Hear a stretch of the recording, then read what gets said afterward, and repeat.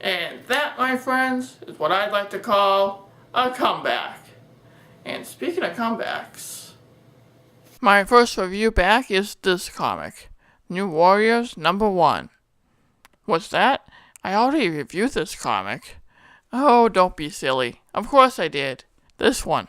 It's right here in all its early 90s glory.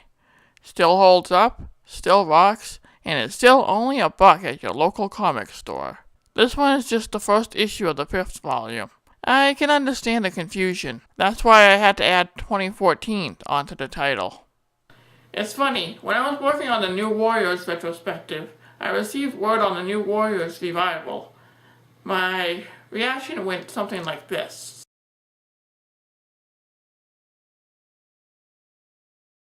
Hey comic book issues, the New Warriors are coming back. Do you not see how excited I am for this? I am typing in all caps. That's how excited I am.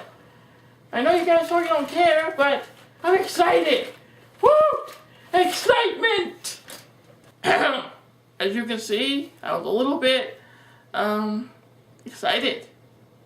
And for good reason. If you go back and look at my retrospective, you'll see that I talked about how I loved the characters growing up. I loved the stories, too. The book, to me, again, was the perfect combination of teenage angst and superheroics that rival DC's Teen Titans. It was, and still is, one of my favorite comics of all time. The book was important to me as I grew up reading it when I was a teen myself. And if any one of you says I'm old, I will cordially invite you to get off my lawn. Darn kids! This time around, the New Warriors have been brought back as part of a new wave of Marvel Now books by Christopher Yost, a veteran comic writer who has been responsible for many X-Men, Spidey, and several DC and Image titles over the years. His writing has even extended to the small screen, with Teenage Mutant Ninja Turtles, X-Men Evolution, and Wolverine and the X-Men under his belt, along with several other tunes. And on the big screen, wait, he wrote Thor the Dark World too? Sweet. In early interviews, he stated that he was a big fan of the original 90s run. That's a plus in your corner right there, Chris.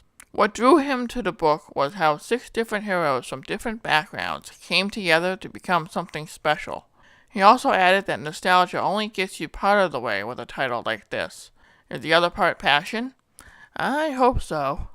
Yost noted how his team of 8 characters with different backgrounds coming together again reflects on just how diverse the Marvel Universe really is. What with all the mutants, Atlanteans, and other heroes of different backgrounds running around. In this regard, the book should be hailed as a sort of Avengers team, since they too have a bit of everything. And hey, that is how the original book started, right? I think this guy's got enough street cred. Let's see if he can prove it to me and to everyone watching, huh? Joining the team this time would be Justice and Speedball from the Classic series, who during their road trip came across Kyle Rayner, Sam Alexander, the second Terran to be called Nova, and several new characters made especially for this book. No obscure Marvel characters here. There is, however, a bit of almost every type of character here again. So history really does repeat itself. Yost said in an interview for Comic Book Resources that he couldn't attempt to try and top Fabian Nicieza and Mark Bagley's run of the original book. And why should he? I said let the work speak for itself. He said he intends to lift the spirit of the original book and add his own voice. Let's see if he does just that as we dive headfirst into New Warriors #1. The cover is very reminiscent of the 90s cover. It's one of many variants I saw. While this one is okay, with the characters in dynamic poses and... Hey, is that Scarlet Spider? A Spider-Man clone is joining the Warriors again? And yes, I'm 100% sure he's a clone of Spider-Man. This is Kane, the brutal clone of Spidey who had his own book, and was once in the middle of the infamous Clone Saga. I guess when one Spidey clone joins the New Warriors, they all have to join. It must be some kind of monkey see, monkey do attitude they have in their programming or something. Kind of makes you wonder if Justice and Speedball will catch on at some point. I actually can't wait to see that conversation. Volume 5 promptly begins with, blood? Coming from a sentient cow lady? This is the New Warriors, right? Not some horror comic I picked up by accident called Tales from the Butcher Shop, I hope. Nope, sadly it is not. This is, or rather was, Boba, one of the new men created by the High Evolutionary, who was a scientist that wanted to improve humanity, and he hyper-evolved several animals like Bessie here. And as it turns out, her own creator is the one who killed her, so humanity could survive. And he says that they were never meant to be, and that judgment is coming. I think he was just too lazy to go to McDonald's and get a hamburger. We turn the page and find Justice and Speedball leaping into action, with Robbie missing his trademark yellow outlined speech bubbles. What? This has to be a mistake, right? His powers are active. He should have the trademark speech bubbles. I think I'd better control my nerd rage, or else I'll never finish this video. Robbie and Vance are in New Salem, Colorado, taking on Salem 7, a group of mystical-based characters who live in this town of magic folk. Think Hogsmeade from Harry Potter or something. Robbie's cracking jokes and is trying to come up with a battle cry like Avengers Assemble. Dude, you've been a superhero for over 20 years in real time. I think you can come up with something better than, "Come on team, we're in the war zone." Vance tells him to can it when Vertigo, a member of Salem 7 who has the ability to alter someone's sense of balance, attacks the mutant, who then unleashes a telekinetic burst. It turns out that there has been a slight confusion about who attacked who. Salem 7 guards the town, and Robbie thought a scary-looking guy was causing trouble. Vance, of course, is not happy. Meanwhile in Mexico, we meet two of our future warriors. Kane, who has tried to look less and less like Peter by sporting a buzz cut, and his friend Aracely, who is known as Hummingbird. They're in America's neighbors to the south searching for supplies. After a bit of banter, they come across a mugging in a back alley. Kane says it isn't his problem, and his companion says that they have to help, because they are heroes. With great power comes great responsibility. Every Parker clone knows this. It's like encoded in your DNA, along with liking redheads and joining the New Warriors. Scarlet Spider leaps into action and takes out the banditos with style. With acid? Okay. Hummingbird manipulates the mugger's emotions, and that sends him heading for the hills. See what arachnophobia does to people? The victims thank our cloned heroes, and of course Scarlet Spider is angry and warns the two to stay out of Mexico. Why couldn't you have been the superior Spider-Man? Elsewhere? Jeez. I'm getting whiplash from all these scene shifts. Okay. We're here in New York City where Stella Burke, aka Sun Girl, is taking out punks. You know, like the usual thing in the Big Apple in the Marvel Universe. Sun Girl hears on the police band radio that there is a disturbance at Grand Central when an explosion erupts from the subway. We then turn to... my neck. See? Whiplash. Okay, everything's quiet here back in New Salem. Robbie and the big red guy named Fruticus are enjoying video games while Vertigo and Vance get to know each other a little better. She explains how Salem 7 are the children of the devil and that they protect their magic town and make it a safe place for people with magic to live. Again, this is Hogsmeade. She asks Vance if he's really reforming the New Warriors. Vance seems taken aback by this, and she says everyone knows the Warriors. Of course, he remarks by saying, "Not all the good stuff, right? We did save the world a few times." You don't want to toot your own horn there, Vance, but toot toot. Vertigo brings up Stamford and said that he blew it up. Actually, it was Nitro, lady. Whatever. Vance says that no matter how hard the warriors that lived have tried, their names will always be connected with that incident. In fact, he's unsure that there is a place for the team now in a world with the Avengers. Their conversation is quickly cut short by the arrival of three weird-looking guys wearing what looks to be Iron Man's faceplate. They proclaim, "The blood here is tainted. Burn them all." Oh man, we're gonna get some action, aren't we? We're gonna see some heads punched in. We're gonna have another scene change, aren't we? Yeah, I figured as much. Back in Mexico, Kane and Hummingbird are having a heart-to-heart on the beach when Kane notices something in the water and suddenly bodies of Atlanteans wash up onto the shore.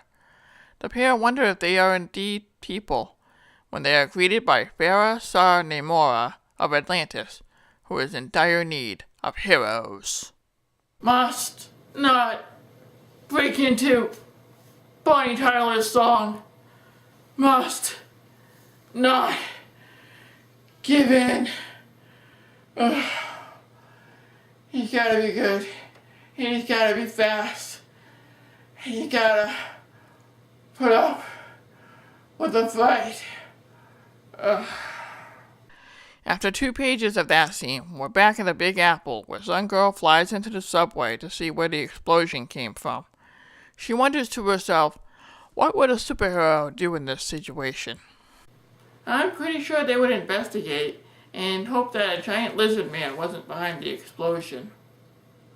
Inside the tunnels, our new heroine comes across a disturbing sight, as the same helmeted guys who attacked Robbie and Vance are now taking on the Morlocks, mutants who live underneath NYC. And hey, it's former X-Man Marrow making a cameo. Neat. Maybe now we'll get a fight. There's going to be another scene change, isn't there? Dang it! Okay, we're in Albuquerque, where the towels are nice and fluffy, and where our new Nova is battling some weird alien shapeshifter. He lulls the youth into a false sense of security, and goes to strike when he is zapped from behind by more people who are all about tainted blood? Is someone in the Marvel Universe going after every non-human? Our naive hero thanks the people when he is zapped from behind. The comic ends with the High Evolutionary himself proclaiming that these men who have been attacking various minorities are called the Evolutionaries. That's the best name you could have come up with? Seriously? Anyway, they are the saviors of humanity, and the High Evolutionary says they finally have what they came for. A Nova. The end. Chronic scene changes aside, let's see what I can say about this comic. I'm just gonna come right out and say it. This comic is actually not that bad. Far from it. The art is well done aside from the issue I have with Speedball's speech bubbles. That's just nerdy New Warriors fan rage talking. I have the second issue, and the artist still has neglected to add the right form of bubbles. I'll get used to it, I suppose. It's just jarring to see the same speech pattern done as recently as Avengers Academy suddenly gone. You could say Robbie controls it now. Whatever, it's a minor nitpick, and I'll get used to it in time. The scene changes are a bit of an issue if there are a couple pages per scene. I get that Yost wants to introduce every character, and there's a lot in this comic. In fact, there's still one guy missing who was introduced in issue 2. He probably wanted to give them all screen time, since this is an introduction comic. When you write a team book, you want everyone to have a scene. And hey, I remember once upon a time the first New Warriors book did this exact same thing. So I may knock it and joke, but at least I get why it's done. Speaking of the first book, there's something of a homage to the classic comic here. I'm not talking about the cover, though that is kind of cool. I'm talking more about how this group is going to come together to face a foe that once again seems way out of their league. Terrax was the force to be reckoned with. The High Evolutionary is up there too. Google him. He's tough. He doesn't just kill cow ladies or anything. It's obvious that this comic is the first issue of an arc, and as first issues go, I'll give it a pass. It seems the days of the self-contained number 1 issues of yesterday are gone. One would have to see both New Warriors number 1 to see that. The first number 1 was self-contained to 1 issue. What Yost has started here is an epic tale that at the end will see a new team form. I'll give him this. He knows how to get the reader's attention. I want to see what happens next for our heroes. I know we're going to get a return of a team I've liked since forever, and maybe that's getting in the way of disliking this comic outright. I'm sad that the other classic New Warriors haven't showed up, or were even mentioned. But a little birdie told me that Yost is taking the writing reins of Amazing X-Men, a book that stars a former New Warrior named Firestar. Could she and the others show up? Time will tell. What I can tell you is that I'll be reading more of this series to see what happens. It's a good book. Nostalgic feelings aside, this new Warriors team could potentially stand on its own, like Yost said. Yost has breathed new life into a book and characters I've loved since forever. The future is a little bit uncertain, I have to admit, but I think new fans are in for a treat, and older fans, like me, are in for a bit of nostalgia. So I will be picking this book up. In the meantime, I'm Cferra.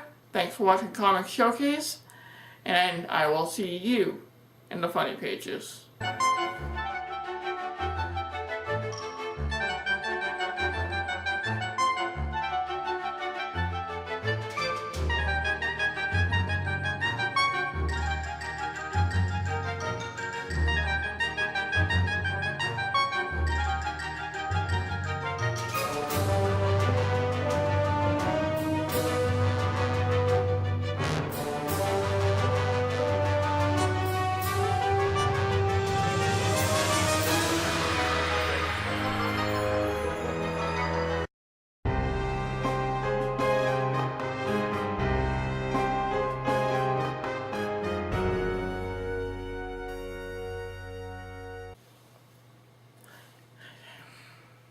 And that, my friends, is how you snap your fingers.